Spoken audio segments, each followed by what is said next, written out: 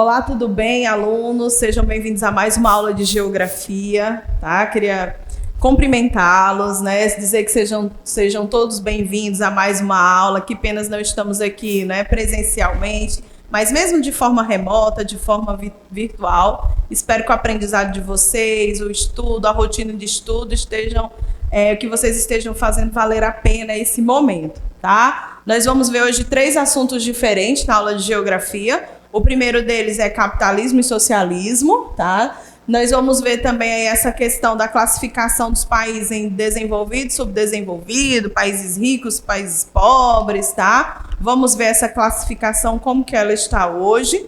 E vamos ver também aí sobre a questão da nova ordem internacional, que é exatamente a classificação de poder, né? Quem são as grandes potências mundiais hoje, quais são os países que têm o domínio econômico hoje pelo planeta, ok?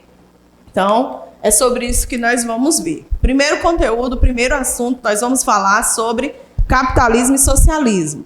O capitalismo, como o próprio nome já diz, que tem a ver com capital, tem a ver com o acúmulo de riquezas, tá? O capitalismo é um sistema socioeconômico vigente hoje praticamente em todo o país, né? Em todo o planeta, desculpa. Dos mais de 200 países que nós temos hoje pelo globo terrestre, né, praticamente todos os países são capitalistas, tá? Apenas 5 se auto-intitulam socialistas, né? Mas mesmo assim não é o socialismo tal qual, né? O Karl Marx idealizou, o Max Weber, né, também idealizaram esse sistema, tá? E tanto que muitos até chamam de socialismo utópico, porque é algo bem difícil de se colocar na prática, tá? Mas vamos entender aqui um pouquinho dessas diferenças entre capitalismo e socialismo. Uma das primeiras características é que no capitalismo, que tem como objetivo principal o acúmulo de riquezas, há um predomínio da propriedade privada ou particular dos meios de produção. O que isso quer dizer? Né? Que todas as propriedades pertencem a alguém. Por exemplo, a casa que você mora pertence a alguém, o hospital pertence a alguém, né? A escola, o cursinho, tudo tem um dono. No sistema socialista não funciona dessa forma. No sistema socialista, todas as propriedades pertencem ao governo. As casas pertencem aos governos, todos os imóveis pertencem aos governos, as fábricas, né, indústrias, os meios de produção também, as fazendas, tudo pertencem aos governos, tá? Enquanto que no sistema capitalista, não. Né? No nosso sistema, que inclusive o Brasil, né, detém esse sistema também, adotou esse sistema capitalista, né, desde sempre, tá? A partir do momento que os portugueses chegaram aqui, né, adotamos esse sistema capitalista, tá? Outra característica é a economia de mercado regida pelas relações entre a oferta e a procura. O que isso quer dizer? Que tudo que é produzido é porque as pessoas estão procurando por aquele produto, está dando certo a venda daquele produto. Por exemplo, agora nesse período de pandemia, nós vemos bastante pessoas produzindo máscaras e vendendo máscaras e tendo um bom lucro com máscaras, né? Porque a maioria da população está comprando máscaras, né? E não é uma máscara só, são várias máscaras. A mulherada já está combinando aí as máscaras com as roupas, né? Então, está tendo aí um novo tipo de produto no mercado, certo? Por quê? Porque está ocorrendo a procura. Então, está tendo a oferta, as pessoas estão procurando, tá? Está aumentando bastante o preço das coisas mais procuradas, dos produtos mais procurados, né? A alimentação está está bem elevado o preço, tá? Então, isso tem a ver com as leis do capitalismo, a lei da oferta e da procura. Outra característica do sistema capitalista é a sociedade dividida em classes, tá? Por exemplo, existe a classe alta, a classe baixa, a classe média, enquanto que no sistema socialista não existe essa divisão de classes sociais, tá? Existe apenas as pessoas que pertencem ao governo e toda a população pertence a uma mesma classe social. Não existe distinção de rico e de pobre, todos recebem uma mesma quantidade de salário, moram em casas de mesmas condições, né, tá bom? Então, não existe essa divisão de classes sociais. E o capitalismo, né, ele também quando ele foi criado o socialismo, né, e o capitalismo, uma vez estudado, ele divide as classes sociais em duas, que é o proletariado e a burguesia, onde a burguesia é quem possui os meios de produção. Geralmente são as pessoas donos dos meios de produção, o dono da fábrica, o dono das máquinas, o dono do hospital, o dono, aquela pessoa que tem vários imóveis para alugar, tá? Esses são pessoas ligadas à burguesia, que seria a classe detentora do capital, a classe que consegue acumular riquezas. Enquanto que a outra classe é o proletariado, é aquele que vende a sua força de trabalho. Inclusive, esse regime, né, de trabalho assalariado, você trabalhar em troca de um salário, ele surgiu, né, nos meios do capitalismo, no meio do sistema capitalista. É uma das regras do capitalismo. Tá? O objetivo da produção é fundamentalmente o lucro. Olha aí, uma regra também muito importante do capitalismo, uma característica muito importante, é exatamente que tudo que se faz no sistema capitalista é para se obter o lucro, né? Quando o governo cria uma nova lei, quando o governo cria uma nova regra, um novo imposto, ele está pensando em lucrar. Tá? Ele está governando para os empresários, que já são detentores do poder, porque geralmente são aquelas pessoas que colocaram aquele governo no poder, né? E isso funciona em todos os países capitalistas. Não estou falando especialmente de Brasil. Tá? Só que, antes do capitalismo, existia um outro sistema, que era o sistema feudalista. Tá? Nesse sistema feudal, né, existia, digamos assim, uma relação entre trabalhadores e donos das terras em que não existia ainda o pensamento de se acumular riqueza. Todos trabalhavam ali para atender às suas necessidades, né? Para se produzir o necessário para a sua alimentação, para a alimentação do senhor feudal, para os religiosos daquelas terras, e basicamente era isso. Não se produzia muito com a intenção de vender, de lucrar, tá certo? O sistema feudal, tá? Era basicamente isso. As relações econômicas que se tinham era para abastecer a própria sociedade que vivia ali. O capitalismo, ele vai nascer a partir de uma crise no sistema feudal, tá? Então, o sistema feudal, ele passa a entrar em crise. As pessoas que ali trabalham, eles passam a ter uma noção de lucro e, a partir daí, passa a ocorrer o que nós chamamos de sistema capitalismo. A partir do momento em que eles despertaram, ora, se eu produzir mais do que o que nós somos capazes de absorver, o que nós somos capazes de consumir, então eu vou poder trocar essa mercadoria com aquelas outras pessoas daquele outro feudo, tá? E vou ter mais produtos e vou ter mais riquezas, tá? A partir daí vem surgindo um pensamento de acúmulo de riquezas, tá? Que vai crescendo com o passar do tempo, que nós vamos ver que o capitalismo, ele teve várias fases, né? A partir do momento em que nasce ali com a obtenção do comércio, né? O desenvolvimento do comércio, começa a haver trocas, né? O que a gente chama primeiramente de escambo, mas, né, essas trocas vão aumentando e vai se desenvolvendo e tendo novas fases, novas formas de obter esse acúmulo de capital, essas riquezas, tá? E cresce com o desenvolvimento comercial depois das primeiras cruzadas, tá? Esse desenvolvimento comercial, ele vem surgir principalmente na época das grandes navegações, onde as grandes potências europeias da época, principalmente a Espanha, Portugal, né, o Reino Unido, que na época a gente chamava Inglaterra, eles começam a buscar novos territórios exatamente para aumentar o seu mercado consumidor, para explorar novas terras, essa primeira fase do capitalismo, né, onde eles passam a expandir o seu mercado consumidor e pensam num lucro cada vez maior. Foi formando-se aos poucos durante o período final da Idade Média para finalmente dominar toda a Europa Ocidental a partir do século XVI, que é exatamente a primeira fase do capitalismo, tá? Características gerais do sistema socialista. Ó, vamos ver um pouquinho agora do sistema socialista, que é exatamente o contrário do sistema capitalista. Ó, predomínio da propriedade pública dos meios de produção. O que isso quer dizer? Que no sistema socialista, todos os meios de produção, todas as propriedades pertencem ao governo. Lá no sistema socialista não é para existir um hospital particular, uma escola particular, uma fábrica de uma pessoa, tudo pertence ao governo. O governo é quem vai ditar as regras da produção. Olha aqui, ó. Economia centralizada, regida pela planificação estatal. Então, é o governo que irá ditar as regras de como deveria funcionar, de como se deve funcionar aquela fábrica. Digamos que se tem uma fábrica de camisas.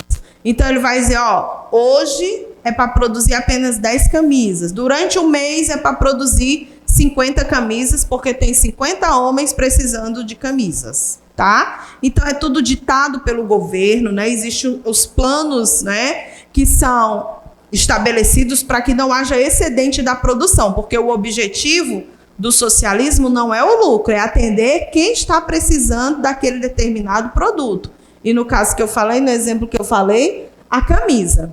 Tá? Então, tudo é produzido de forma planejada para que não haja o excedente e não é para se obter lucro, apenas para atender às necessidades da população. No socialismo, existe uma ausência de classes sociais. A remuneração do trabalho, teoricamente, é feita segundo as necessidades de cada um. Tá? Digamos que no sistema socialista eu sou uma professora, eu não preciso receber um salário.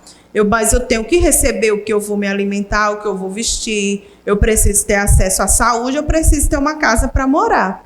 Ah, então é isso que eu vou receber do governo. Vou receber comida, vou receber roupa, vou receber os meus itens de higiene pessoal, de alimentação, vou ter escola de qualidade para minha filha, vou ter um hospital de qualidade para quando eu precisar, certo? Então, assim seria um sistema socialista.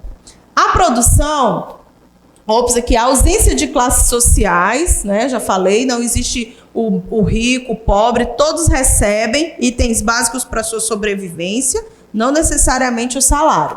A produção é voltada fundamentalmente para atender direta ou indiretamente às necessidades da sociedade. Então, não existe aquela pessoa, digamos, que vai ganhar, vou citar, digamos, se fosse no caso o Brasil. Não existe aquela pessoa que vai ganhar um salário de 30, 40 mil reais, enquanto o outro vai ganhar um salário de R$1.000, de R$900, tá certo? Eles irão ganhar o necessário para a sua sobrevivência, tá? É assim que funciona, pelo menos é assim que deveria funcionar na prática, tá? Nós vamos ver que se vocês forem se aprofundar nesse conteúdo, nesse estudo, buscar outras fontes, vocês vão ver que esse é o capitalismo, esse é o socialismo tal e qual deveria ser implantado, né, que o Karl Marx idealizou, mas esse socialismo ele é chamado de socialismo utópico, porque seria uma utopia, um sonho que não virou realidade, tá? Porque seria muito difícil você ter classes sociais iguais, todos os meios de produção para o governo, onde tudo seria de forma igual e bem distribuído para todo mundo, tá? Infelizmente, não é dessa forma que acontece.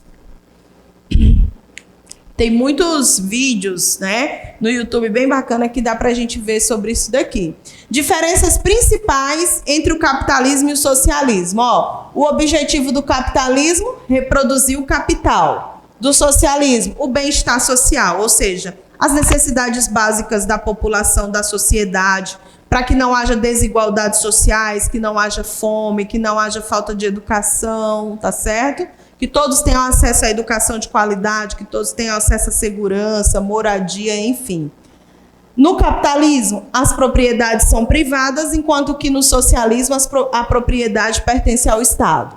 No capitalismo, a economia de mercado, quem vai reger as leis é exatamente a população que está à procura daquele produto, aquilo é o que deverá ser mais produzido e, consequentemente, terão mais lucros, tá? E no sistema socialista, a economia é planificada, é produzido aquilo que o governo determina apenas para atender às necessidades da população. No capitalismo, existe uma divisão de classes sociais, né? Existem as desigualdades sociais, e no socialismo não é para existir, né, essa divisão de classes, todos pertencem a uma mesma classe. No capitalismo é permitido ter vários partidos políticos, que é o que nós chamamos de pluripartidarismo, tá? Enquanto que no socialismo não existe essa grande quantidade de partidos, né? Existe apenas um partido, que é o Partido Comunista, que é o PC, tá bom? Então, algumas pessoas até perguntam, professora, e comunismo é a mesma coisa de socialismo? Olha, o comunismo seria uma evolução do socialismo, tá? Precisa muita leitura para a gente entender ao pé da letra como tudo isso funciona, tá? Então, no comunismo seria uma forma de viver sem governo, tá? Onde todo mundo já teria as suas regras, tá? A forma de governar como socialismo seria uma transição para se tornar comunista. Que no comunismo seria todos os bens de produção, todos os meios seria comum a todos, tá? Então não existiria, digamos assim, um dono para nada e nem ninguém para reger nenhuma regra. Não existiria, por exemplo, o diretor, né? Não existiria o gerente, não existiria o dono, aquele que vai mandar fazer alguma coisa. Todo mundo, né, teria a capacidade de fazer tudo aquilo que é necessário para que a sociedade viva bem, que tenha acesso a todos os meios, né? Que tenha acesso à moradia, educação, tá? Alimentação, enfim, tá? Aqui uma perguntinha já sobre esse conteúdo, sobre capitalismo, socialismo. Marque a alternativa que informa corretamente sobre o surgimento do capitalismo no mundo. Quando é que surgiu o capitalismo? O capitalismo é o sistema socioeconômico e social que surgiu na América durante a Idade Média, entre os séculos 11 e 15. Lentamente ele se sobrepôs a outro sistema de produção, o feudalismo, tornando-se mais dominante a partir do século XVIII. Será que está correto? Surgiu mesmo na América, na Idade Média? Não sei. Vamos lá, vamos analisar as outras. O capitalismo é o sistema socioeconômico e social que surgiu na Europa durante a Idade Média, entre os séculos 11 e 15. Lentamente ele se sobrepôs a outro sistema de produção, o feudalismo, tornando-se predominante a partir do século XVIII. Essa está melhor já. Vamos ver se tem outra aqui. O capitalismo é o sistema socioeconômico e social que surgiu na África durante a Idade Média, entre os séculos 11 e 15, sobrepôs ao feudalismo e tornou-se predominante no século XVIII, ou é o sistema capitalista, socioeconômico e social que surgiu na Ásia durante a Idade Média, entre os séculos 11 e 16, lentamente ele sobrepôs a outro sistema de produção, que foi o feudalismo, tornando-se predominante a partir do século XVIII. Olha aí, o que muda é o continente que surgiu, né? Dá para a gente perceber que as alternativas estão praticamente iguais, mas que está mudando aí o continente onde surgiu o capitalismo. Será que surgiu na América, na Europa, na África ou na Ásia? Tá? Isso é o que a gente vai descobrir, olha só. Surgiu na Europa, na Idade Média, a alternativa correta é a alternativa B, tá? Surgiu entre os séculos 11 e 15, lentamente ele se sobrepôs a outro sistema, tá? Que é o sistema feudalista, tornando-se predominante, né, a partir do século XVIII. Então, a partir do século XVIII, o capitalismo é o sistema principal, né, e vem sendo até hoje. Claro, teve um período, que nós vamos ver daqui a pouco, né, chamado de Guerra Fria, que foi após a Segunda Guerra Mundial, e que nesse período houve uma divisão, né, onde alguns países adotaram o sistema socialista, tá, e outros adotaram o sistema capitalista, mas que, com o passar do tempo, esses que adotaram o sistema socialista se desfizeram, né? Passaram por um período novamente de transição para voltar a ser capitalista, tá? Que esse período é conhecido como período da Guerra Fria, que começou logo após a Segunda Guerra Mundial e durou 45 anos, tá? E foi esse período dessa guerra, que foi de 1945 até 1990. Nós vamos já entender melhor esse período. No sistema capitalista, outra questão. A sociedade é marcada pela tensão entre duas classes sociais, a burguesia e o proletariado. Marque a alternativa correta. A burguesia detém os meios de produção, que são as máquinas, equipamentos, matérias-primas e terras necessárias à produção de bens de mercadoria. Já o proletariado, que são os trabalhadores, por não possuir os meios de produção, vende a sua força de trabalho. Alternativa B, o proletariado é que detém os meios de produção necessária à produção de bens e mercadorias. Já a burguesia, por não possuir os meios de produção, vende sua força de trabalho. Alternativa C, o proletariado é refém aos meios de produção necessários à produção de bens e mercadorias. Já a burguesia, por não possuir, prende a sua força de trabalho. A burguesia é refém do proletariado com seus meios de produção, que são máquinas, equipamentos, matérias-primas e as terras, necessários à produção de bens e mercadorias.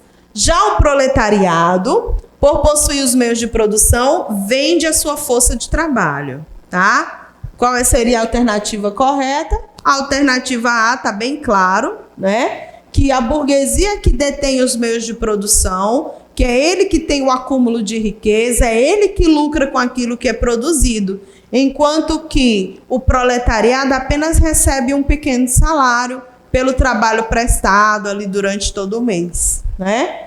É o trabalho assalariado, que é uma característica do sistema capitalista, não esqueça, é o trabalho assalariado, tá? Outra questão sobre o sistema capitalista, ó. Analise as alternativas abaixo, destacando a alternativa correta. Alternativa A, sobre o capitalismo. As propriedades pertencem ao Estado, está correto? Alternativa B, só existe um partido no capitalismo, que é monopartidarismo. Só existe uma classe social no capitalismo, onde todos ganham, em média, os mesmos salários. Fechado para a participação política, ou seja, ninguém possui o direito a votar no sistema capitalista. Visa ao lucro e a propriedade é privada, pertence a uma pessoa ou grupo de pessoas, né? Tá bem claro, todas essas outras características não diz respeito ao capitalismo, e sim ao socialismo, tá? Que é onde as propriedades pertencem ao Estado, só existe um único partido, só existe uma classe social, tá? E eles não têm direito de votar. Geralmente é um único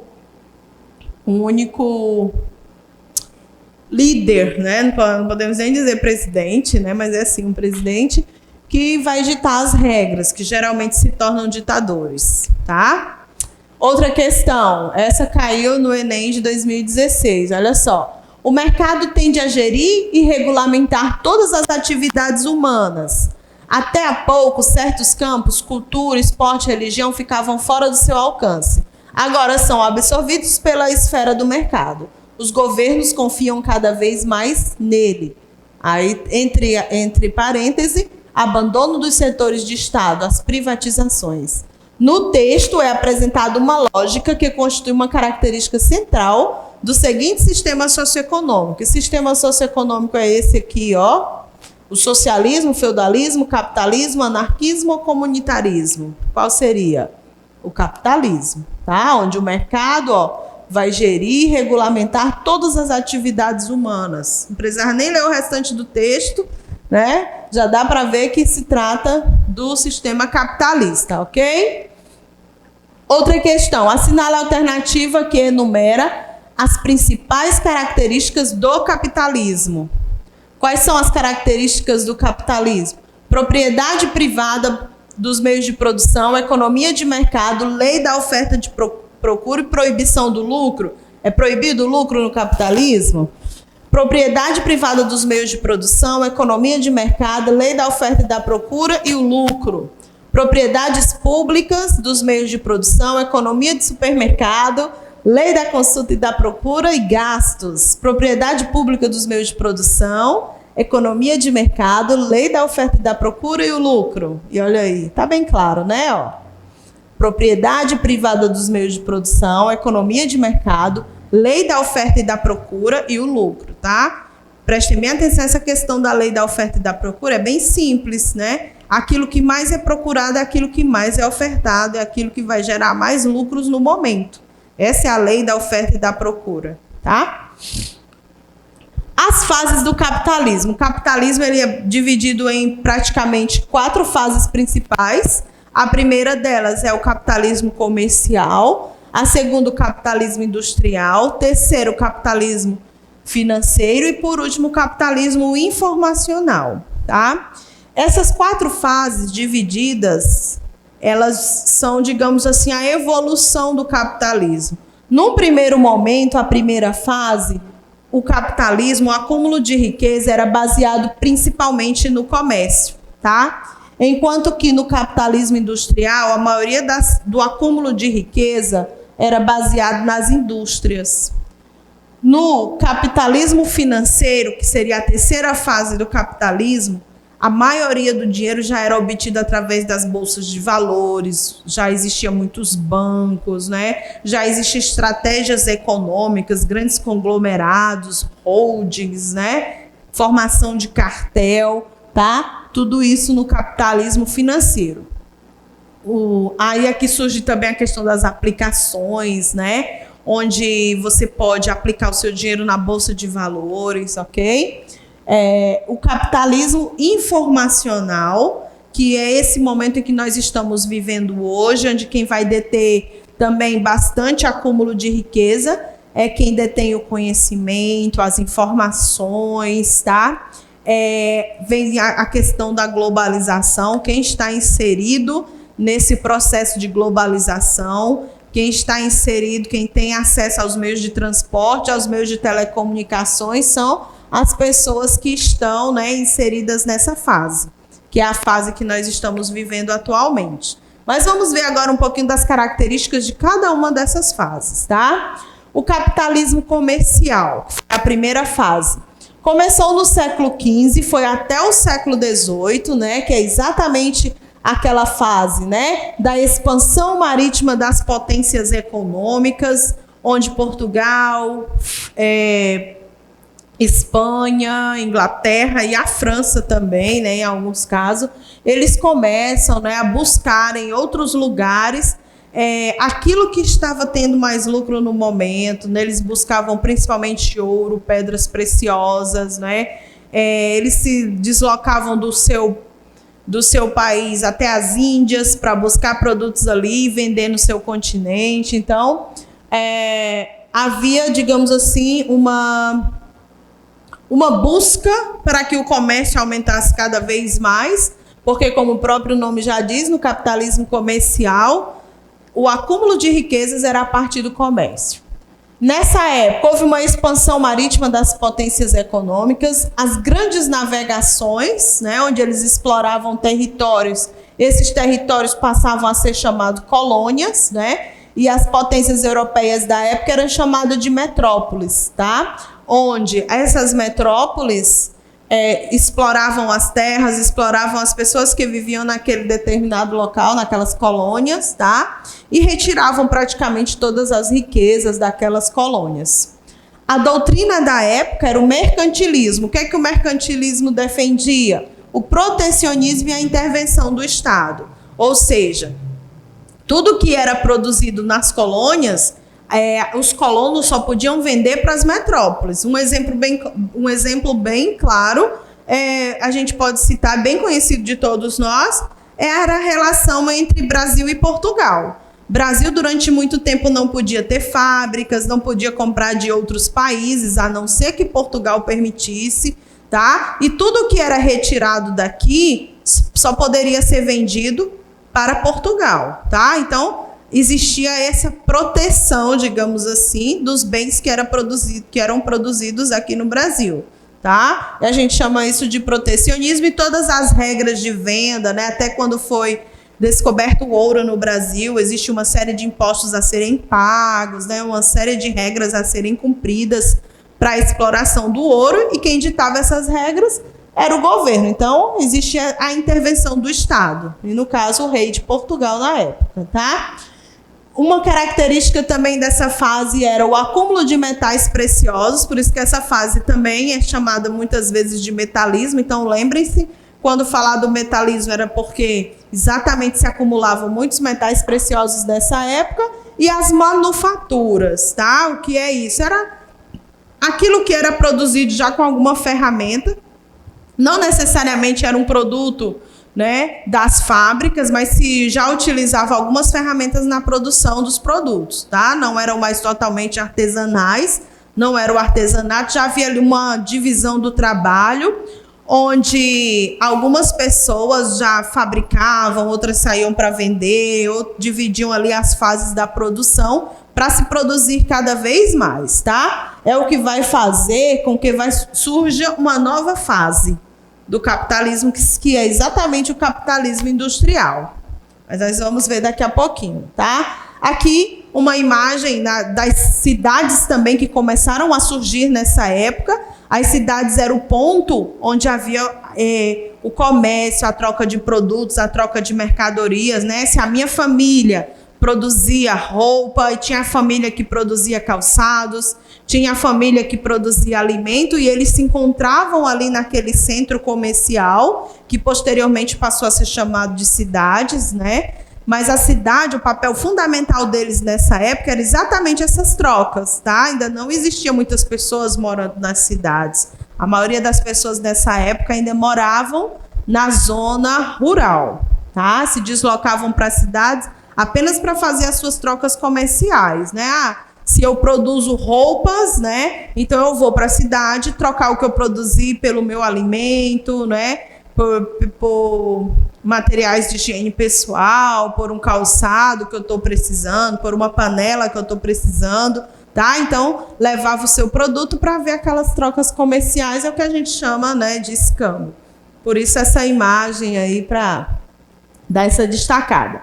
A segunda fase é o capitalismo industrial. O capitalismo industrial, ele, né, como o próprio nome já diz, é a fase do capitalismo em que a maioria das riquezas eram acumuladas principalmente por causa da indústria, tá? Eram acumulados principalmente por causa das revoluções industriais.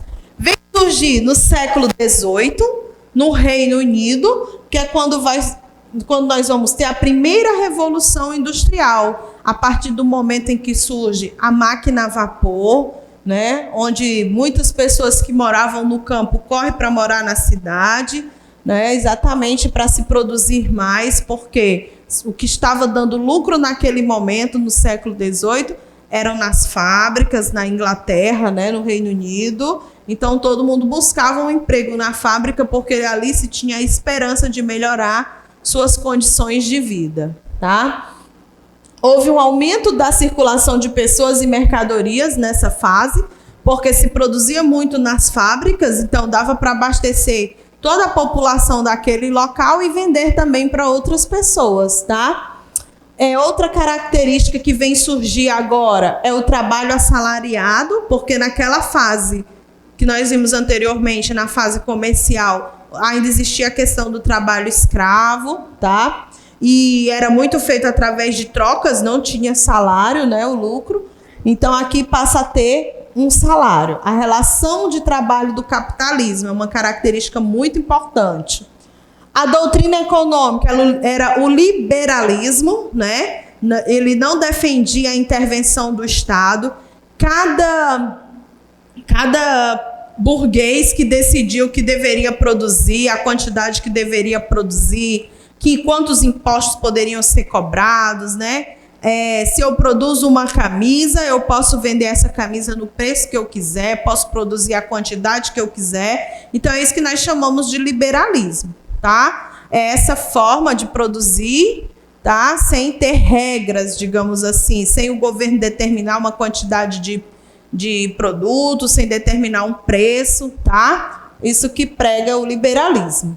Contrários a intervenções do Estado na economia e favoráveis à livre ação das forças do mercado. Ou seja, Se a galera está procurando, como eu citei o exemplo da máscara, se a população está procurando máscara, vamos produzir máscara. Vamos vender uma máscara a R$50, porque aí nós vamos ter lucro. E todo mundo está precisando de máscara para vender, tá certo? De máscara para comprar, tá? Então, digamos que, como naquela época as fábricas eram bem reduzidas, então digamos que em todo o estado de Rondônia, apenas eu tenho fábrica de máscara. Todo mundo, quem quiser comprar máscara, vai comprar da minha fábrica. Então, se eu colocar o preço a R$50, todo mundo vai comprar essa máscara a R$50. Vai fazer esse esforço para comprar essa máscara, porque isso é permitido sair de máscara, tá? Não, digamos que vocês não têm como produzir as próprias máscaras de vocês, tem que comprar da minha fábrica, tá? Então, vai acabar que todo mundo vai comprar, eu vou lucrar bastante com a venda das minhas máscaras, tá? É isso que quer dizer aqui, ó, favoráveis à livre ação das forças do mercado. Todo mundo procurando, todo mundo vendendo, e as fábricas vão ditar, né, ali o seu valor, né, de uma forma que eles ganhem cada vez mais. Aqui, para dar uma ilustrada, tá? Que essa fase também, ela teve essa divisão em várias revoluções industriais, tá? Primeira revolução industrial no século XVIII, segunda revolução industrial, que já é quando surge o petróleo, as máquinas começam a trabalhar mais, tá? A terceira revolução industrial no século XX, né? Já seria uma revolução mais tecnológica, quando surge o computador, tá? E a quarta revolução industrial seria a que nós estamos vivendo hoje. Essa quarta revolução industrial, né? Seria uma produção inteligente, já incorporada à internet, tá? A inteligência artificial, a leitura óptica, os microchips, tá? Então, seria a tecnologia de ponta, digamos assim.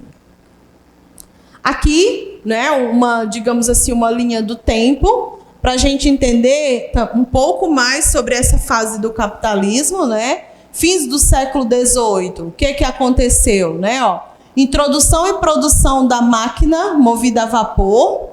Ela tinha uma potência hidráulica e o tear mecânico, né? Que as primeiras indústrias que surgiram, elas surgiram principalmente para produzir tecidos. Eram as indústrias têxteis, as indústrias do século XVIII.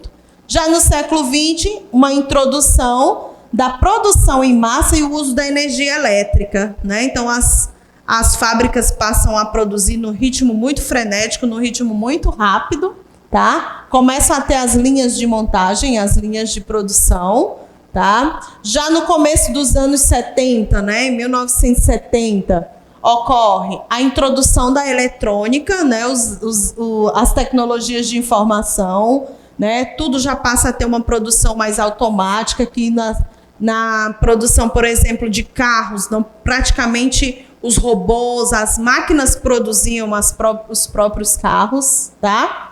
E, atualmente, né, depois de passar por uma primeira, segunda e terceira revolução, nós temos a revolução baseada, né, no sistema físicos e cibernéticos, que seria a quarta revolução industrial. Ok?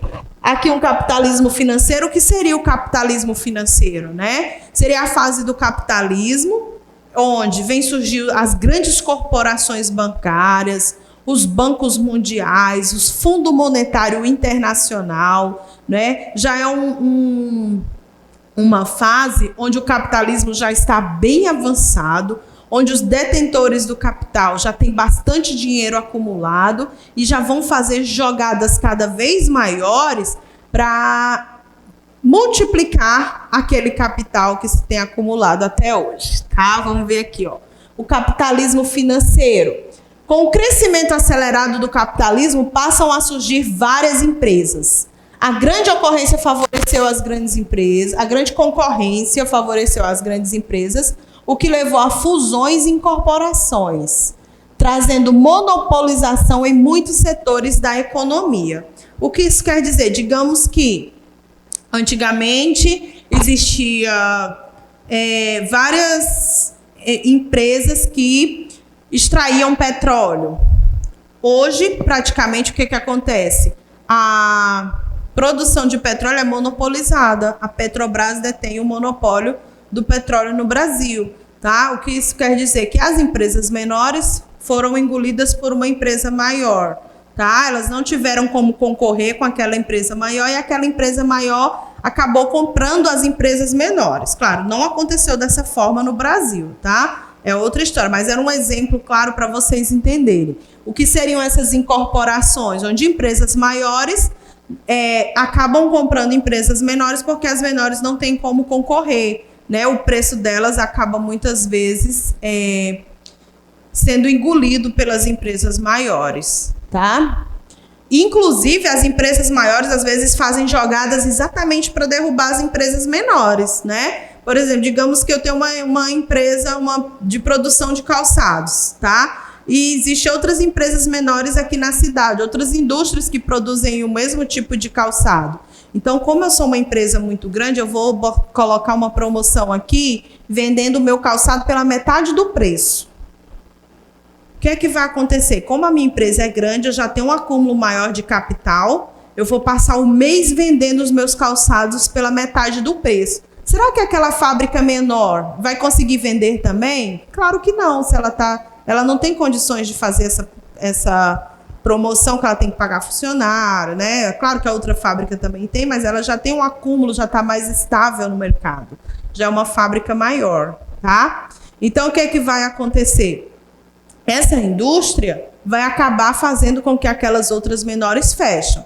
Aí, o que é que eles vão fazer? Com o acúmulo, com a perca, digamos assim, desse mês da promoção, quando aquelas empresas fecharem, aí ele vai dominar geral, né? Ele vai ter o monopólio de calçados daquela época. Então, ele vai produzir e vender no preço que ele quiser, porque só vai ter aquela fábrica de calçados naquele local, certo? A expansão do mercado de capitais é uma marca do capitalismo financeiro, né? A questão dos investimentos, das associações corporativas.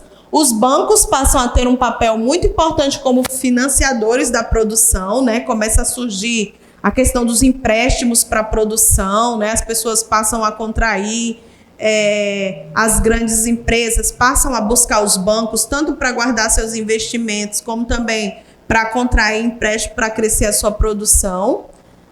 Aí, esse sistema também, pela primeira vez, vai surgir uma grande crise, que é a crise de 1929, tá? Foi a primeira grande crise do sistema capitalista, levou milhares de bancos e indústrias à falência, porém acreditava-se, segundo os preceitos liberais, que o Estado não deveria intervir na economia. O que foi que aconteceu em 1929? A causa dessa crise foi a superprodução. O que aconteceu? As fábricas estavam produzindo tanto que não tinha mais para quem vender. Produzia-se tanto que todo mundo já tinha aquele produto e não tinha mais para quem vender, tá? Vamos pegar o exemplo da máscara lá atrás que a gente falou. Digamos que aquela indústria produziu tanta máscara, mas todo mundo já tem máscara e não quer mais comprar máscara. E agora? Aí aquela toda produção a todo vapor, né? O estoque todo daquela fábrica. Tentou fazer promoções, vender pela metade do preço, né? Mas mesmo assim não tinha para quem vender, porque todo mundo já tinha máscaras e já tinha várias máscaras em casa, digamos assim. Então ela vai ter que fechar aquela fábrica de máscara. E uma vez, se eu fechei a minha fábrica de máscara, que digamos tinha 50 funcionários fabricando máscara, então são 50 pessoas que ficam desempregadas. Numa economia, quando essa economia já está interligada, já é uma economia globalizada, quando uma empresa entra em crise, né, entra em falência, leva outras empresas a entrar em falência. Então, digamos que os meus 50 funcionários que trabalhavam na indústria de máscaras ficaram desempregados, eram 50 funcionários que compravam naquela pequena farmácia ali da esquina, tá? E que vai levar também aquela farmácia a fechar as portas, porque ela não vai ter mais clientes. E a farmácia também tinha 10 funcionários, teve que demitir, e assim sucessivamente. Numa economia globalizada, quando uma grande potência entra em crise, que no caso dessa crise de 1929 foi nos Estados Unidos, com a superprodução de mercadorias, tá? Então, o que foi que aconteceu? Os Estados Unidos entrou em crise e levou outros países também a entrar em crise. O Brasil também entrou em crise nessa época, que ficou conhecido como a crise do café. tá? Os Estados Unidos, a Europa eram os grandes compradores do café brasileiro e como eles estavam em crise, não tiveram como comprar o café brasileiro e o Brasil acabou entrando em crise também, tá? Então foi isso que aconteceu, né? Não existia o Estado não intervia na economia, tá? E aí vem uma nova fase. O Estado começa a intervir na economia, começa a criar planos de recuperação para que essa economia venha a ser recuperada, né? O New Deal foi um plano para se recuperar. Em 1933, o presidente Franklin Roosevelt, ele montou um plano que baseava-se principalmente na ajuda econômica para as pessoas começarem a comprar. É como se fosse, para vocês entenderem melhor, é como se fosse um Bolsa Família. As famílias carentes começaram a adquirir uma ajuda ali emergencial para que elas começassem a comprar, enquanto que as fábricas passaram a contrair empréstimos para voltar a funcionar. Só que aí, dessa vez, o Estado ele criou regras, ditou regras. Ó, vou te dar esse valor, você vai reabrir sua fábrica, mas você não vai produzir mais 100 carros por semana como você produzia. Vamos produzir 10. Quando você estiver vendendo os 10, você vai produzir mais 10, 20, vamos aumentando a produção aos poucos. Então, o Estado começou a ditar algumas regras para fazer com que as indústrias, né, comecem abrindo aos poucos e aquelas pessoas também que estavam recebendo aquele auxílio ia ter o dinheiro para começar a comprar aquilo que estava começando a ser produzido novamente, né? Isso aconteceu em 1933, que foi a grande solução para a crise de 1929, que foi o New Deal, né? O novo acordo, ok? Foi fundamental para melhorar a economia norte-americana. Acabou com o desemprego, né? As fábricas começaram a abrir as portas, contratar novamente e as pessoas voltaram a trabalhar, certo? Outra característica dessa fase do capitalismo financeiro, as ciências apropriadas pelo capital, né? Eles começaram a investir nas ciências, nas tecnologias, tá? A utilização de combustíveis fósseis cresceu muito nessa época, né? Principalmente o petróleo e o carvão mineral para a produção de energia e também na produção de combustíveis. A dinamização dos transportes, antes, né? Que só existia praticamente as linhas férreas no período das grandes indústrias, no período industrial, do capitalismo industrial. Agora começa já a dinamizar, por exemplo, o transporte aéreo, o transporte rodoviário, o transporte marítimo e não ficar apenas ligado ao transporte ferroviário. Outro marco importante dessa fase do capitalismo financeiro foi a Conferência de Berlim. O que foi a Conferência de Berlim? Foi uma reunião que aconteceu em Berlim, na Alemanha, mas que vários países europeus estiveram presentes. O objetivo principal dessa reunião era dividir o continente africano por áreas de exploração, né? Digamos que sentou lá numa reunião Itália, França, Alemanha, né, Inglaterra, e o que é que eles queriam? Vamos dividir. Qual parte da África você vai explorar? Você explora aqui, você explora ali, e eu exploro aqui, tá? Em busca de metais preciosos, em busca de mercado consumidor, de exploração de outros minerais, tá? Que foram, resumindo, eles chegaram, se apropriaram da África como se ali não tivesse pessoas, como se ali não tivesse alguém para morar, como se não existisse a parte antrópica, apenas a parte a ser explorada, que é isso que o capitalismo quer, né? Que o objetivo principal é acumular riquezas. Então, foi isso que aconteceu, foi um grande marco, né? Foi essa conferência, essa divisão do continente africano. O keynesianismo era a doutrina da época, né? Ele pregava muito a questão do equilíbrio espontâneo, se falava até que existia uma mão invisível no mercado, onde as empresas elas deveriam funcionar de acordo com aquilo que era procurado, né? Se não tivesse tanta procura de carros, então vamos parar de produzir carro, vamos passar a produzir computadores, tá? E assim vai. E evitar as crises de superprodução, para não mais cair naquela mesma crise de 1929. Tiveram outras crises? Sim, mas não com a mesma causa, que foi a superprodução. Nós vamos ter uma outra crise do capitalismo, outra grande crise, que também levou muitos países a entrar em crise também, que foi uma crise que ocorreu em 2008. Essa crise ficou conhecida como crise imobiliária, tá? Também começou nos Estados Unidos, onde os bancos eles passaram a financiar muitos imóveis, tá? Só que com o financiamento dos imóveis, digamos, eu quero financiar minha casa própria, eu vou até o banco financiar, mas eu não posso pagar muito caro. O banco faz, não, você vai pagar durante 20 anos a sua casa própria, uma parcelinha de $200. $200 eu posso pagar. Só que com o passar dos anos, essa parcela foi aumentando, o juro aumentando, e chegou ao ponto de que a parcela que antes era $200, agora passou a ser 500, 600, 800, e agora eu não posso mais pagar.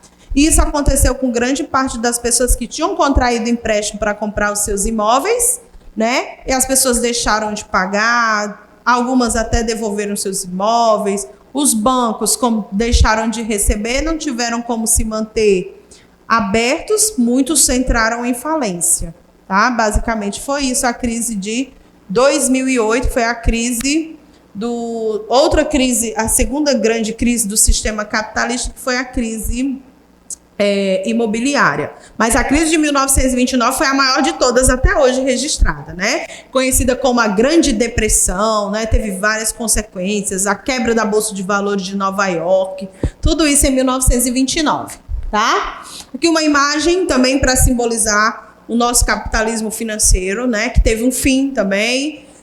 Houve uma nova fase do capitalismo. Nós hoje não estamos mais vivendo nessa fase do capitalismo financeiro, claro. Nenhuma fase morreu completamente, digamos assim, tá? A fase comercial, o comércio continua gerando muito lucro para o capitalismo, as indústrias continuam gerando muito lucro para o capitalismo, os bancos, as bolsas de valores continuam funcionando e gerando também, multiplicando muitos valores, acumulando muitas riquezas, tá? Só que em cada época existe um tipo de atividade econômica que vai gerar mais renda, né? E nós temos agora a fase que nós estamos vivendo, que é o capitalismo informacional. Quais são as características dessa época? Primeiro, a revolução técnico-científica informacional, que é o momento em que nós estamos vivendo cheio de informações, cheio de tecnologias, cheio de ciências, tá? Aqui nessa fase, o que faz valer a pena é o conhecimento, é o estudo, é quem está por dentro das ciências. Eu quero trabalhar. Não, antes você tem que se qualificar, você tem que fazer terminar o ensino médio, fazer uma graduação, uma faculdade, pós-graduação, mestrado, doutorado, tá certo? Para você estar inserido nessa fase do capitalismo e conseguir acumular riquezas. A crescente importância do conhecimento, a cada dia que se passa, isso fica mais importante, mais nítido. A globalização, né? Vamos repetir esse conceito aí para que fique bem claro para vocês, que é essa circulação muito rápida de informações, de mercadorias, de dinheiro, de pessoas pelo planeta, né? Ela só é possível porque se desenvolveu bastante os meios de transporte, os meios de telecomunicação, tá? A doutrina econômica é o neoliberalismo, tá? Onde tudo está liberado, porém, né, o governo abre mão de muitas empresas, né? Ele é favorável às privatizações. Antes, empresas que pertenciam ao governo são vendidas para propriedades privadas, tá? A intervenção mínima do Estado novamente, tá? Onde, novamente, os empresários são donos das leis do mercado, né? Eles quem ditam as regras. A abertura econômica, né? Isso é muito importante nessa fase do capitalismo informacional. São as multinacionais que vêm surgindo, né? Por isso que se prega a abertura comercial, a abertura econômica, para que as empresas possam se instalar nos diversos países, que não tenham regras de proteção, para que elas possam se instalar nos diversos países pelo planeta, tá? As privatizações estatais também têm a ver com o neoliberalismo, e as multinacionais também é uma característica bem importante dessa fase, onde, né, tudo está muito globalizado, muito cheio de informações e de tecnologias. Agora nós vamos passar para o nosso segundo assunto, tá? Espero que tenha ficado bem claro a questão do capitalismo, do socialismo e do feudalismo. O primeiro sistema socioeconômico do mundo era o sistema feudal, tá? Depois passou por um outro sistema, que era o sistema capitalista, tá? Que algumas pessoas também insatisfeitas com esse sistema criaram um novo sistema, que é o sistema socialista. Tá? Porém, esse sistema ele entrou em vigor após a Segunda Guerra Mundial, num período chamado Guerra Fria. Tá? Nós ainda temos um pouquinho sobre Guerra Fria para ver, que está inserido aqui ainda, lá quando a gente for falar sobre a ordem mundial. Tá? Então, vamos aqui. Característica dos países subdesenvolvidos ou periféricos. Né? Esse aqui são os países que nós chamamos de países pobres, né? Só que aqui nós não vamos chamar de países pobres, vamos chamar de países subdesenvolvidos ou periféricos. O Brasil é subdesenvolvido ou desenvolvido? Subdesenvolvido. Pelas características que nós vamos ver aqui, nós vamos constatar, sim, que o Brasil ele é subdesenvolvido. Vamos aqui, ó. Característica dos países subdesenvolvidos. Há uma dependência tecnológica e financeira, tá? Por exemplo, nós não temos grandes tecnologias para produzir equipamentos tecnológicos, pelo contrário, nós vendemos a matéria-prima para produzir esses equipamentos e compramos o produto já industrializado. Né? Um exemplo bem claro é que o Brasil ele exporta ferro e manganês para a Europa, para os Estados Unidos, para o Japão.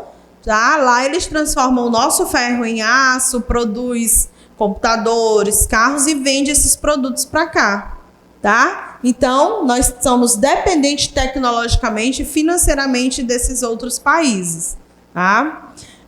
A economia é basicamente agrícola, né? É uma característica dos países subdesenvolvidos. Os países subdesenvolvidos produzem principalmente alimento para fornecer para os países desenvolvidos. Há um predomínio da população ativa no setor primário. A maioria das pessoas que trabalham estão ligadas ao setor primário, que é aquela produção no campo ou aquela produção ligada ao extrativismo, né? Ou extrativismo mineral, extrativismo vegetal, extrativismo ligado a essas atividades de retirada de material da natureza, tá? Outra característica é a industrialização incipiente, ou seja, foi uma industrialização que ocorreu de forma tarde, de forma precária, que não tem muitas tecnologias. É uma industrialização, digamos assim, básica, tá? Não está avançada, não temos muitos tecnopolos. A exportação de matérias-primas agrícolas ou minerais, né? Nós sabemos que o Brasil hoje, por ser subdesenvolvido, né? É uma característica dele exportar matéria-prima, exportar o ferro, exportar manganês, exportar alimento também, né? Nós somos grandes exportadores de soja, grandes exportadores de carne, grandes exportadores de suco de laranja, ok? Abundância de mão de obra e baixos salários, grande parte da população está desempregada, então tem uma grande quantidade de mão de obra, tá? E por ter uma quantidade muito grande de mão de obra, as pessoas tendem a receber qualquer salário que seja oferecido, né? Digamos que tem 5 milhões, claro, tem muito mais do que isso. Digamos que tem 5 milhões de pessoas desempregadas. Então, se eu abrir uma indústria e oferecer meio salário para a pessoa trabalhar, eles vão aceitar, porque tem muitas pessoas que dependem, né, que estão passando fome, que não têm onde morar, que não têm o que comer, porque não têm um emprego digno, tá? E se oferece um salário baixo, eles vão aceitar. Então, isso é uma característica dos países subdesenvolvidos. Forte ação de empresas transnacionais e multinacionais, são empresas, né, bem conhecidas de vocês, que têm a sede nos países ricos, geralmente, né, sede em outros países, que se instalam nesses países exatamente por ter baixos salários e uma grande quantidade de mão de obra, que eles vão ter um lucro maior aqui. Portanto, o ponto negativo dessas empresas é que o lucro não fica ali naquele país em que ela está instalada, e sim vai para a sede, que geralmente é um outro país. Tá? Continuando. A agricultura é marcada pela ausência de técnicas, reduzida mecanização e baixa produtividade. Ou seja, é aquela agricultura de forma manual, né? É só a gente pensar, por exemplo, no que é produzido em grande parte do continente africano, em grande parte do Brasil, do continente sul-americano, né? É aquela agricultura ainda de forma manual, onde a maioria da população tem apenas a enxada, né? Não tem um maquinário super potente, claro. Aí vocês podem dizer, não, professora, as fazendas de soja aqui no Brasil, tá? Mas essas fazendas de soja, geralmente essa produção é voltada para exportação.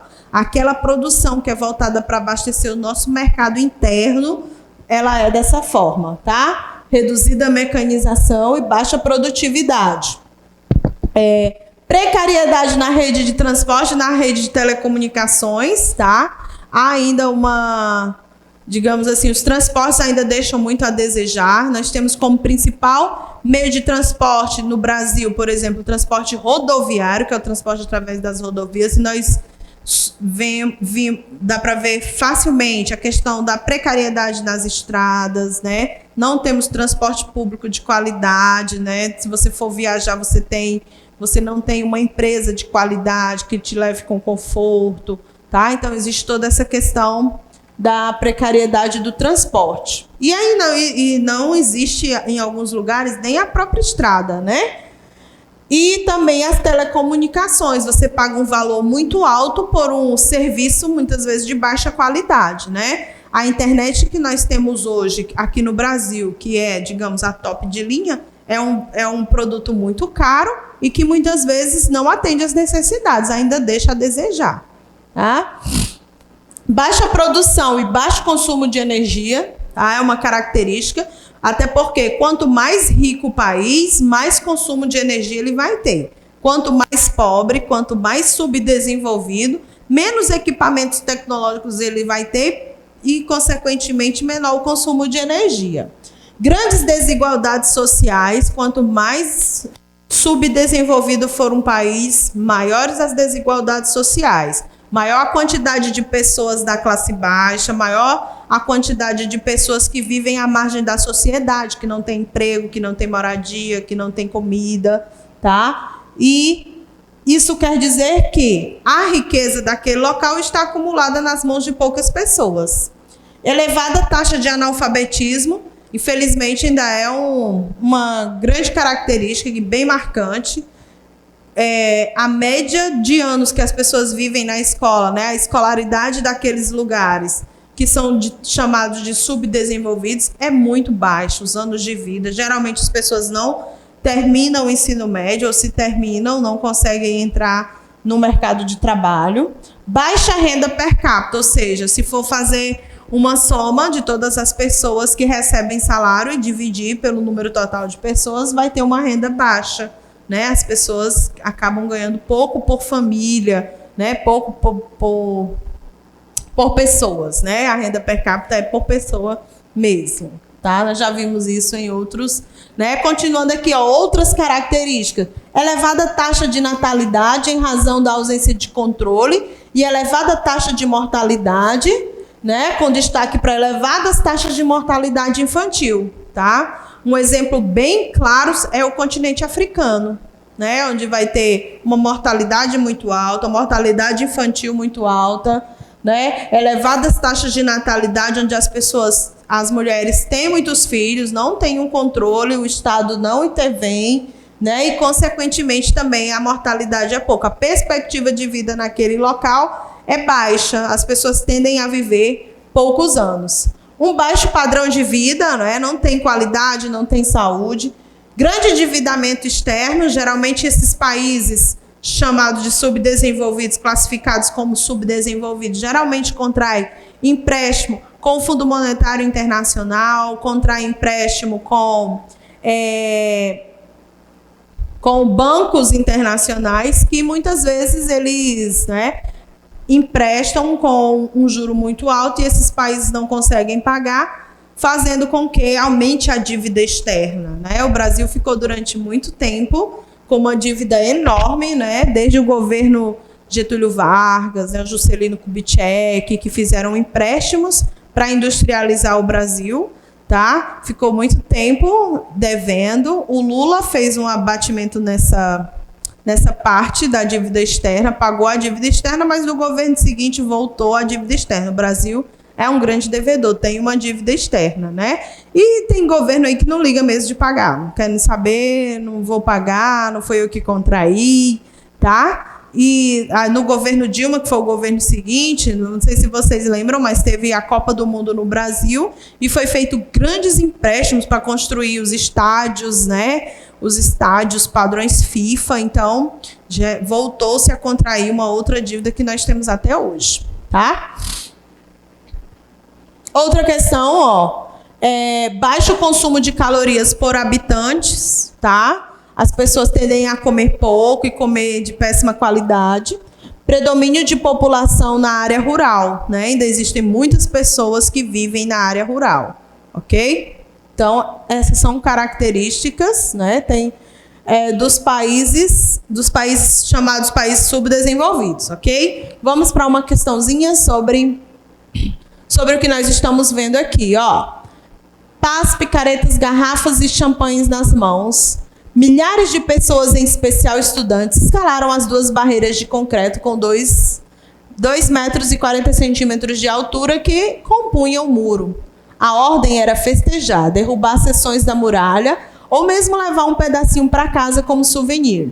A polícia alemã, que matou 75 pessoas tentando abandonar Berlim Oriental desde a construção do muro em 1961, limitou-se a observar e, por vezes, aplaudir a alegria dos cidadãos. Foram exatamente 28 anos e 91 dias de terror. Festejava um aposentado alemão oriental. A divisão territorial mencionada no texto deriva de tensões políticas entre conservadorismo e desenvolvimentismo, catolicismo e protestantismo, panarabismo e judaísmo ou capitalismo e socialismo, né? Alternativa D, capitalismo e socialismo, né? Esse aqui é um episódio, né, que aconteceu durante a Guerra Fria, que foi... o que foi a Guerra Fria? Vamos entender aqui um pouquinho o que foi a Guerra Fria. Após a Segunda Guerra Mundial, 2 países eles saíram, digamos assim, fortalecidos com essa guerra, que foi os Estados Unidos e a União Soviética. Os Estados Unidos, totalmente capitalista, detentores de, né, acumulou muitas riquezas nesse período da guerra, tá? Era a grande potência do momento, era totalmente capitalista. O que é que os Estados Unidos queria? Implantar suas empresas, né, multinacionais pelo planeta todo, enquanto que existia um outro país, que era a União Soviética, que após essa guerra ele viu o seguinte, que muitas pessoas sofriam com essa questão das desigualdades sociais, né, que existiam muitas pessoas sem moradia, sem ter o que comer, e eles resolveram implantar um sistema, que era o chamado sistema socialista, que nós já vimos as características, né? Que esse sistema iria resolver essa questão pelo mundo, tá? E aí a União Soviética passou a defender o socialismo e queria que todos os países do planeta adotassem esse sistema, que era o sistema socialista. Daí começou-se uma guerra, chamada Guerra Fria, tá? Porém, essa guerra chamada de Guerra Fria recebeu esse nome porque não houve diretamente o confronto, não houve o uso de armas, né? Era uma guerra ideológica entre Estados Unidos e União Soviética, onde Estados Unidos defendia o capitalismo e a União Soviética defendia o socialismo. Então, o que é que eles queriam? Implantar o seu sistema socioeconômico. A União Soviética, o socialismo. Só que, ao terminar a Segunda Guerra Mundial, a Alemanha, digamos assim, foi a que ficou mais arrasada com essa guerra, tá? E Berlim, a capital, foi palco dessa divisão territorial, foi palco dessa Guerra Fria, digamos assim, tá? Onde a capital ficou dividida entre capitalista e socialista. A parte oriental era socialista, pertencia à União Soviética. E a parte ocidental era capitalista e era dominada pelos Estados Unidos. Então, como numa mesma cidade havia dois sistemas, eles resolveram construir um muro, o famoso Muro de Berlim, que ficou conhecido como símbolo da Guerra Fria. Tá? Então, o que acontece?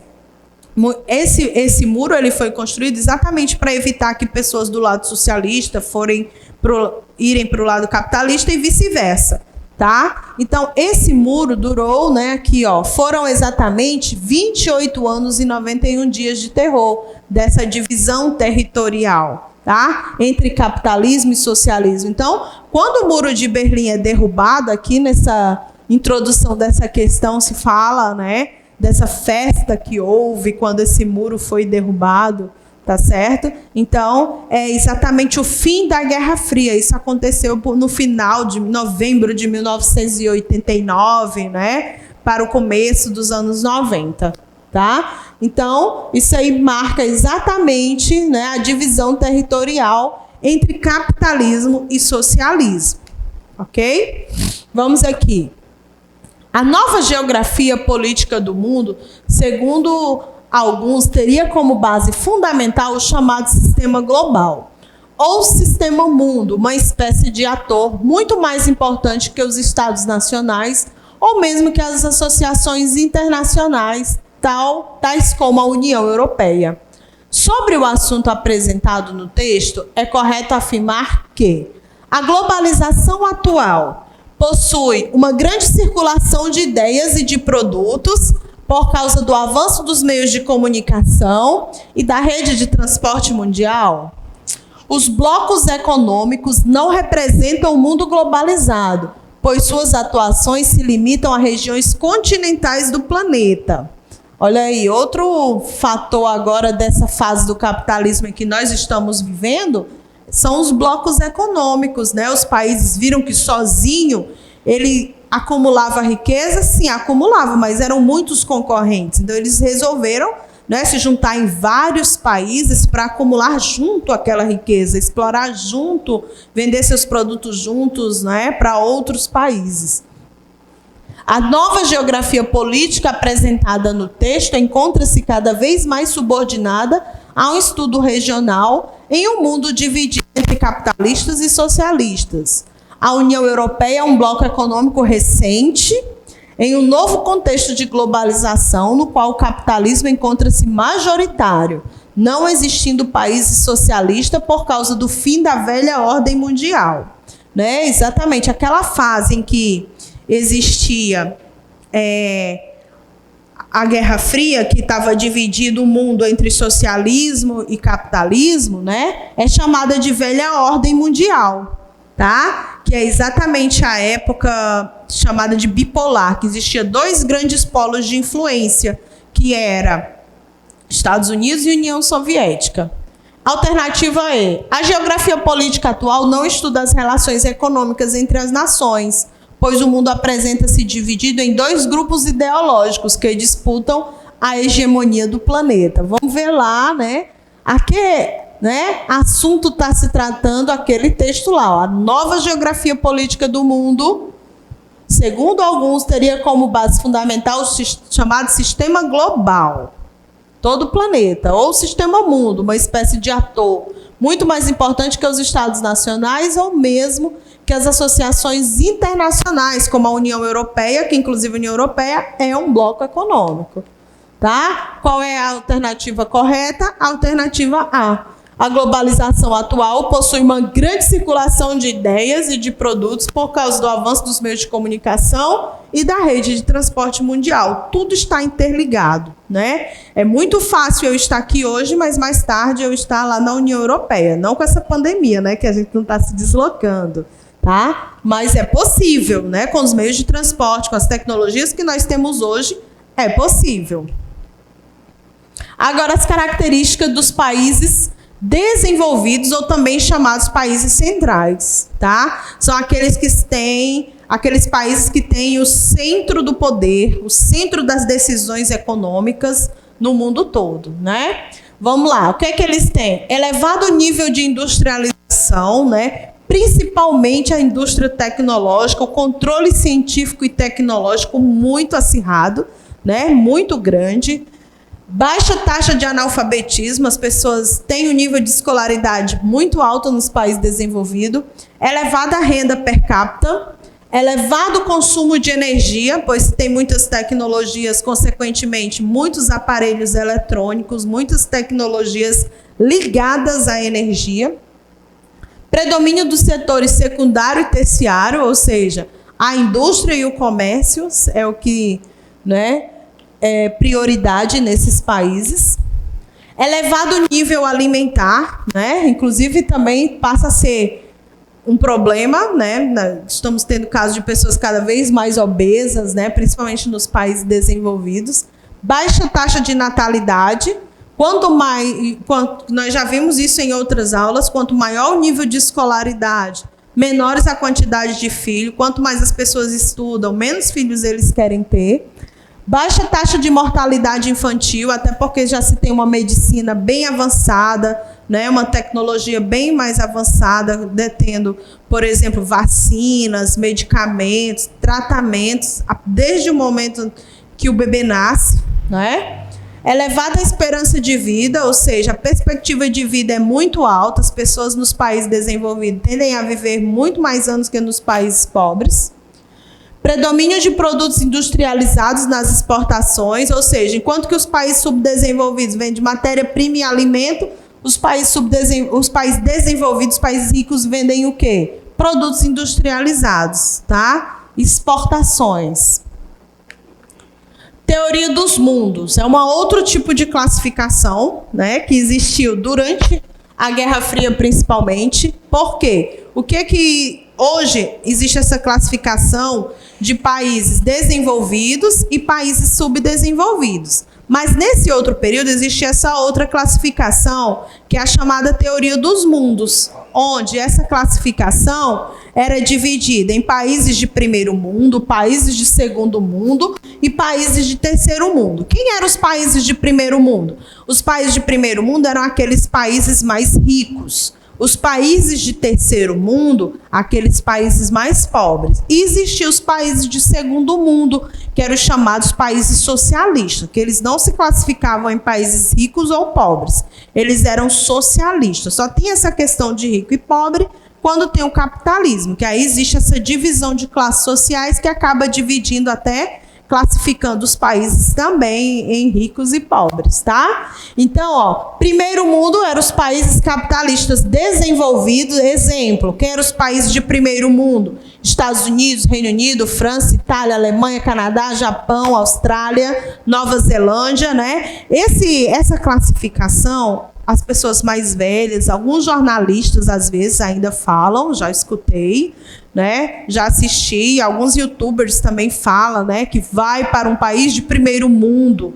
Ah, eu vou fazer uma viagem, vou para um país de primeiro mundo. Então, é uma classificação que caiu em desuso, porém, algumas pessoas ainda utilizam, tá? Nós vivemos aonde? Num país de terceiro mundo, tá? Não é mais usada essa classificação. Tá? Exemplo de países de terceiro mundo: Brasil, Argentina, México, Egito, República Sul-Africana, Arábia Saudita, Irã, Iraque, Índia, Paquistão, Bangladesh, Taiwan.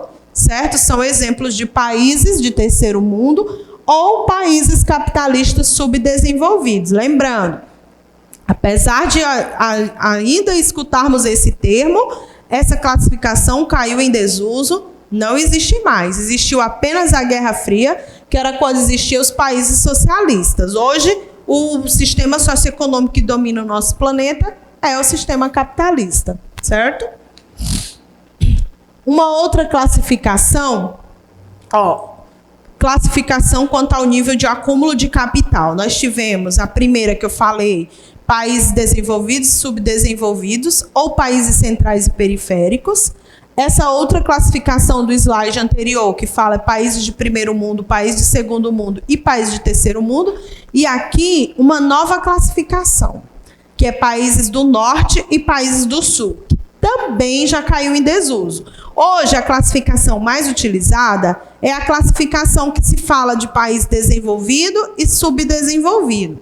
Inclusive, alguns estudiosos já falam países desenvolvidos e países emergentes, porque fala-se que o termo subdesenvolvido gera assim, um certo bullying com os países pobres, tá? Então, a gente fala muito a questão do país desenvolvidos e subdesenvolvidos, porém o subdesenvolvido está sendo trocado, digamos assim, por países emergentes ou países que estão em desenvolvimento. Tá? Essa classificação que eu estou mostrando aqui no slide é uma classificação também antiga, que é chamada de países do norte e países do sul, onde os países do norte são os países ricos e os países do sul os países pobres. É uma classificação que caiu em desuso, por quê? Nem todos os países do norte são ricos, nem todos os países do sul são pobres, né? Olha aqui, um país no hemisfério sul que é pobre, que é rico, desculpa. Né? Nem todos os países do sul são países subdesenvolvidos ou países pobres. Então, é uma classificação que também caiu em desuso. Alguns estudiosos, quando criaram, tentaram explicar, né, que os países do hemisfério norte seriam mais importantes, que os países do hemisfério norte tinham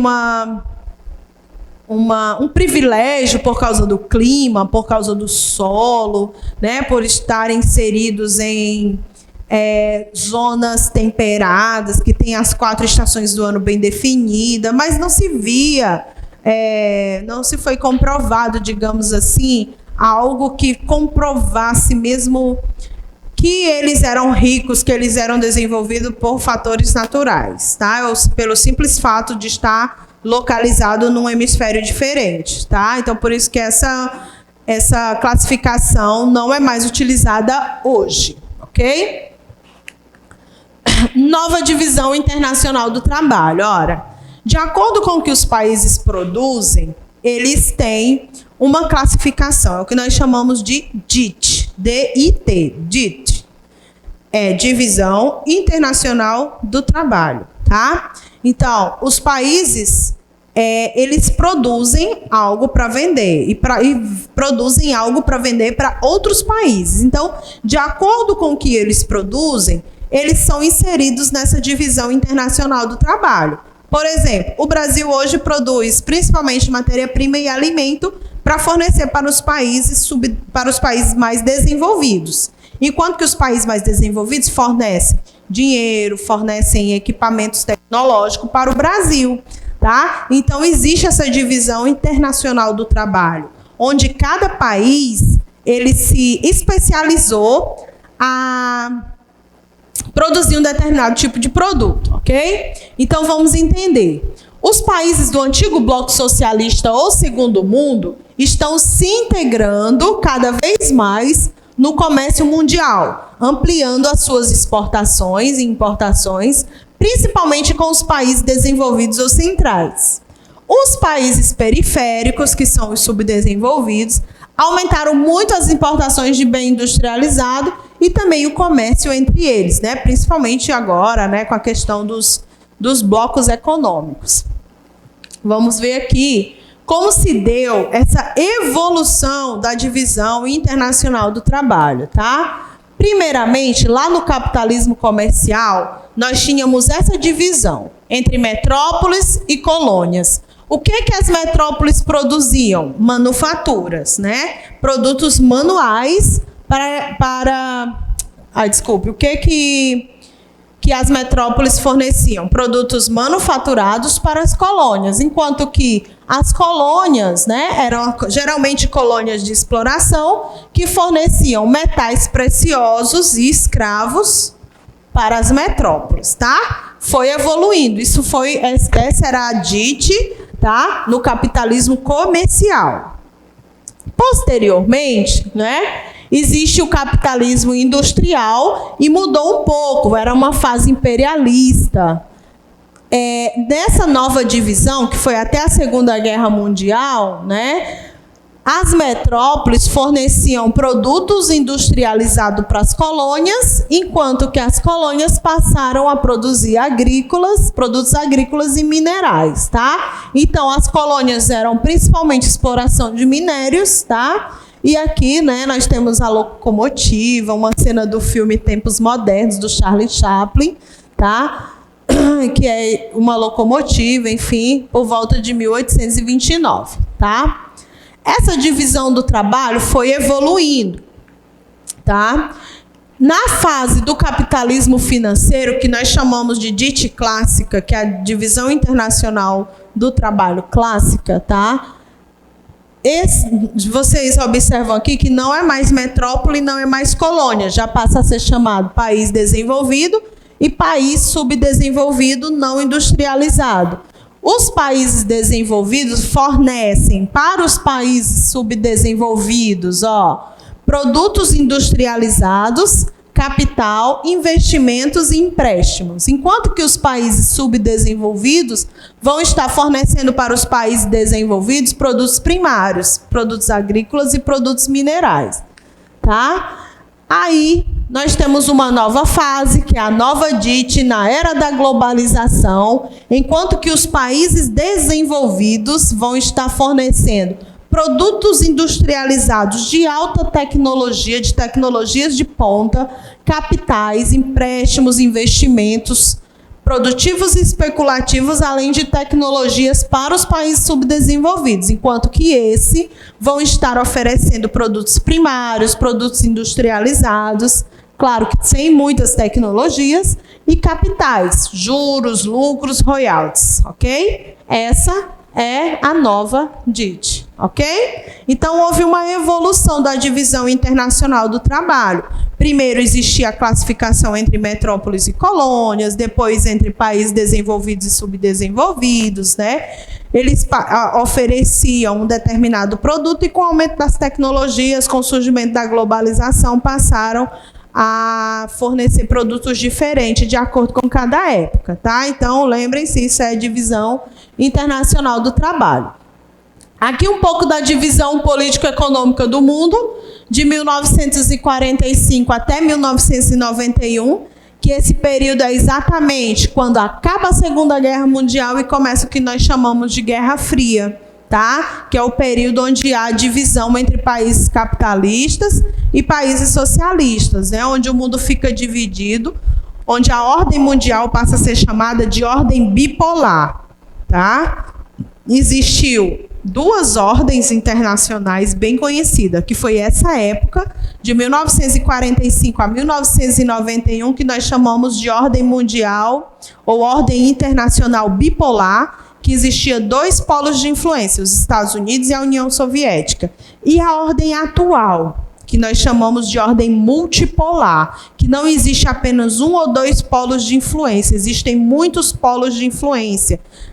Estados Unidos, Japão, Alemanha, aqui também nós temos o Brasil como um bloco econômico que com os países aqui da América do Sul que formaram o Mercosul, tá? Então são agora blocos multipolares, muitos polos de influência no mundo todo, tá? Vamos entender melhor. Aqui nós temos os países chamados de países capitalistas desenvolvidos, em laranja, tá? Essa parte roxa aqui seriam os países socialistas, que ficaram de 1945 a 1991, e os países hoje que se autodenominam socialistas, né? Não sei se dá para ver aí, mas bem aqui nós temos Cuba, verdinho, tá? Aqui a Coreia do Norte, certo? Alguns países, deixa eu ver se dá para ver a Turquia, não dá para ver, né? Porque o mapa ele tem uma escala bem pequena, então não dá para ver, certo? Os pequenos detalhes, ok? Vamos aqui para a nova ordem mundial. Quando é que começa a nova ordem mundial? Olha aqui. Em 1945 surge a bipolaridade, né? A bipolaridade no mundo, a bipolaridade dos Estados Unidos e União Soviética. Esses dois esses dois países tendem a dominar o mundo, né? A querer implantar, brigar por essa ideologia de capitalismo e socialismo, tá? Essa nova ordem internacional se estabelece, junto com ela a globalização. A globalização, ela vem exatamente com o desenvolvimento dos transportes, o desenvolvimento dos meios de comunicação, certo? Em 1990 ocorre o fim dessa guerra entre Estados Unidos e União Soviética, como eu falei para vocês, tá? Por que que acaba? Ó, o socialismo era um sistema idealizado para exatamente acabar com as desigualdades sociais, para que todos tivessem direito a um emprego digno, que todos tivessem acesso à moradia, à alimentação. Só que, o que foi que aconteceu? Durante esse período, né, de 1945 a 1990, foi um período também conhecido como corrida armamentista, como corrida espacial. Então, o governo desses países socialistas, eles se preocuparam muito em se armar, em buscar tecnologias espaciais e esqueceram de planejar a economia da população. Então, chegou ao ponto de que as pessoas não tinham o que comer, não tinham onde morar, não houve esse planejamento realmente voltado para atender às necessidades da população. Então, infelizmente, esse sistema ele não deu certo a sua implantação, né? Daí, novos métodos são implantados, né? Lá na Rússia, principalmente na União Soviética, é implantado duas medidas que nós chamamos de perestroika e glasnost, exatamente para desfazer, né, esse sistema socioeconômico, para transformar ele socialista em capitalista novamente, certo? Então, nascimento de um mundo multipolar, o Japão como principal centro de decisões no Pacífico, a União Europeia como bloco norte-americano, Estados Unidos, Canadá e México, e outras nações que crescem em importância, como a China, os países muçulmanos. Então, aqui nessa nova ordem, né, não vai mais existir apenas dois polos, a bipolaridade, e sim a multipolaridade, tá? Não mais a bipolaridade, e sim a multipolaridade.